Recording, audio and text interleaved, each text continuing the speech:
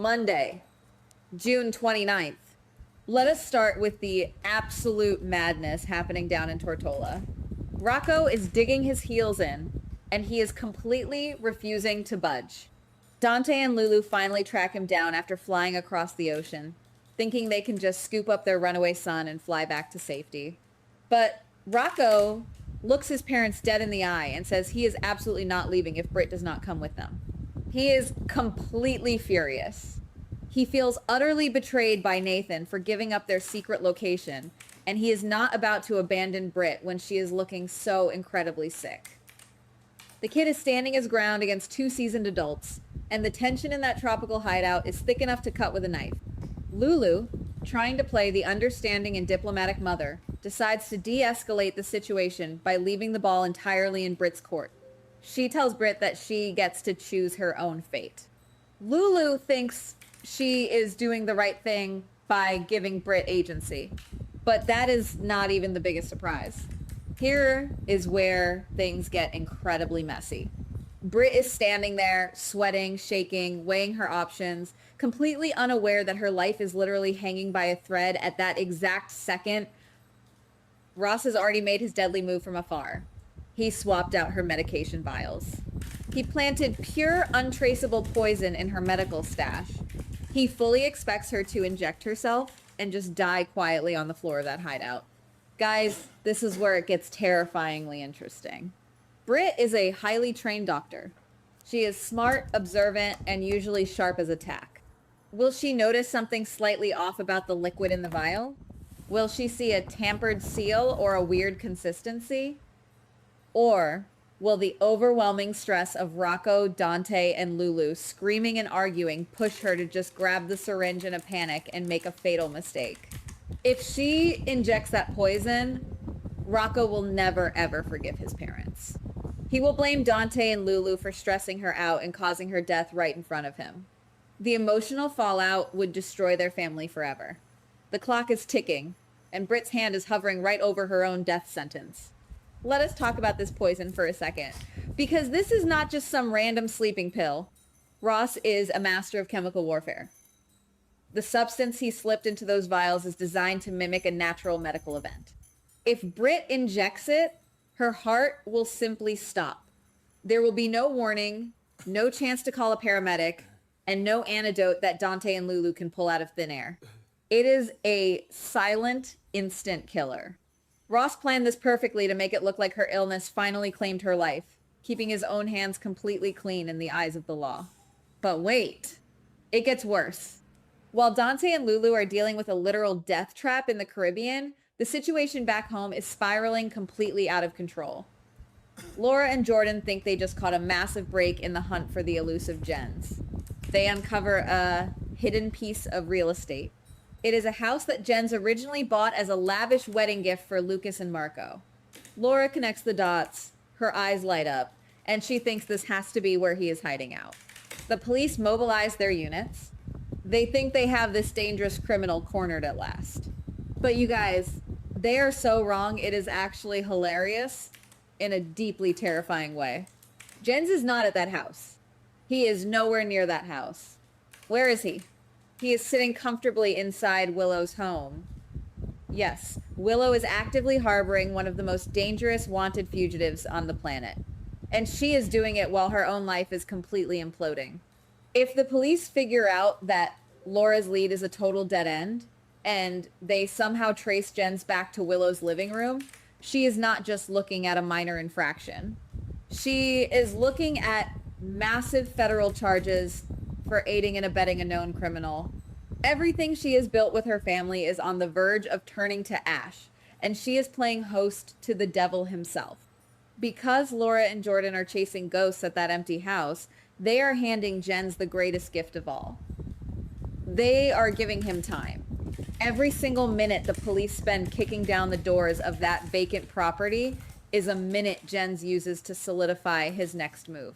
He is sitting in Willow's house, completely unbothered by the manhunt. He knows the cops are running in the wrong direction. This massive distraction is going to allow him to set up his final, deadly revenge trap for Sunny, Laura, and Lucas without anyone breathing down his neck. Laura's brilliant detective work just gave the villain a free pass to wreak havoc. And then everything spiraled even faster. Because Willow is already in the absolute hot seat at the police station. And she is fighting a losing battle for her life. Joe marches into the station, and he is not asking nicely anymore. He slams a freshly signed search warrant down on the interrogation table. He wants the digital logs from Willow's black vehicle, and he wants them right now. He is fiercely determined to prove that she was the one who ran down Jordan and fled the scene. Willow is sitting in that cold interrogation room, completely defiant, staring down Justine. The tension between these two women is cutting through the air like a jagged knife. Willow points her finger right back at Justine, refusing to back down. She loudly accuses the prosecutor of having a sick personal vendetta against her.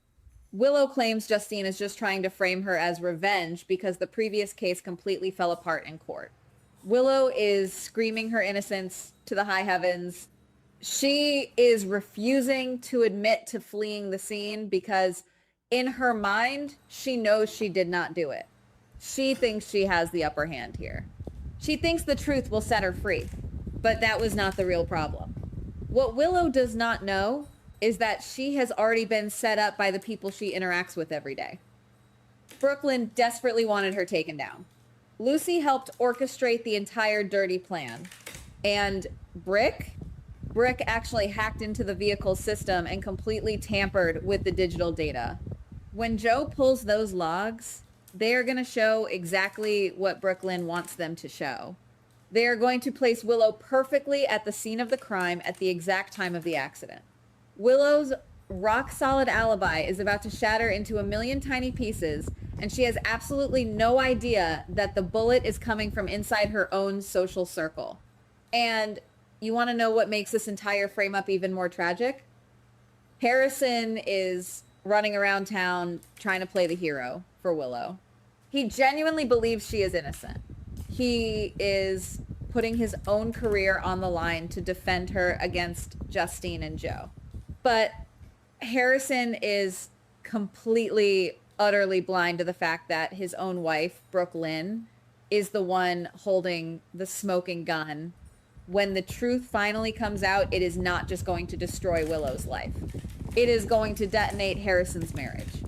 Brooklyn is smiling in his face while simultaneously burying the woman he is trying to protect.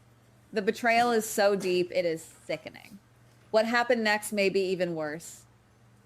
Out in the waiting area of the police station, the drama is violently bleeding into the public hallways. Curtis is pacing around the floor like a caged animal. He is furious about Jordan's accident, and he is desperately trying to defend Willow from the incoming charges. Curtis absolutely refuses to believe that Willow would ever commit such a crime and just leave someone lying in the street to die. So, what does he do? He starts pointing fingers wildly. He makes a massive, baseless assumption right there in the precinct. Curtis looks right at Isaiah and loudly accuses him of being the evil mastermind behind this entire frame-up. Curtis is convinced that Isaiah is trying to ruin Willow for his own twisted reasons, but Isaiah is not going to just stand there and take this kind of abuse. Isaiah overhears these wild defamatory accusations, and he completely snaps. He gets right in Curtis's face. The argument explodes into a shouting match right in the middle of the station. And then Isaiah drops a massive bomb. He does not just deny the accusations. He threatens Curtis with a massive, financially ruinous lawsuit for defamation and false accusations. Curtis suddenly realizes he might have just stepped into a brutal legal nightmare of his own making, completely blinding himself with misplaced loyalty. Guys, we are not even close to done yet. Let us cross the ocean over to France for a minute. Anna is locked away in this sterile medical facility, and she is playing a very dangerous, high-stakes game of chess. She has a private meeting with her doctor, and she is turning on the charm at full blast. She is manipulating the entire medical staff, pretending that she has made this miraculous psychological recovery. She wants out. She desperately needs to get back home to deal with the terrifying fallout of Ross and Caesar's theatrics. But Anna is impatient. She decides to execute a highly risky move right there in the facility, risking everything she has worked for. We do not know exactly what she does yet, but it involves massive risk. Maybe she is bypassing security protocols, accessing restricted computer files, or even faking a severe medical event just to get access to an outside phone line. If she gets caught pulling this stunt, the doctors will lock her in the secure ward permanently. She is risking her entire freedom on one desperate, wild gamble. But Anna knows that time is rapidly running out. Ross is moving way too fast, and she is the only person alive who truly understands how his twisted, evil mind works. She has to break out, no matter the cost. And speaking of a twisted mind, this brings us to the absolute most terrifying moment of the entire episode. Back home, Charlotte is completely vulnerable. Lulu is gone to Tortola to deal with Rocco. Laura is entirely distracted by the fake investigation. Charlotte is left wide open, and Ross knows it. He sends one of his most ruthless, cold-blooded operatives to snatch her right off the street. He wants Charlotte as his next hostage. He needs leverage, and he does not care who he hurts to get it. The operative sneaks up on her in the shadows, ready to grab her and throw her into the back of a waiting black van. But they did not count on Danny. Danny is right there, and he instantly realizes what is happening. He does not hesitate for a single second. He springs into violent action, throwing his own body between Charlotte and the ruthless kidnapper. A massive, desperate struggle breaks out on the street. Danny is fighting for Charlotte's life, putting his own safety completely on the line. Will he be able to fight off a highly trained operative with nothing but pure adrenaline? Will Charlotte get dragged away into the darkness forever? Or will someone else arrive just in the nick of time to save them both? You guys, the stakes have never been higher, and the next episode is going to be an absolute explosion of secrets and lies. Goodbye. Please like, subscribe, and comment on the GH Spoilers Daily channel.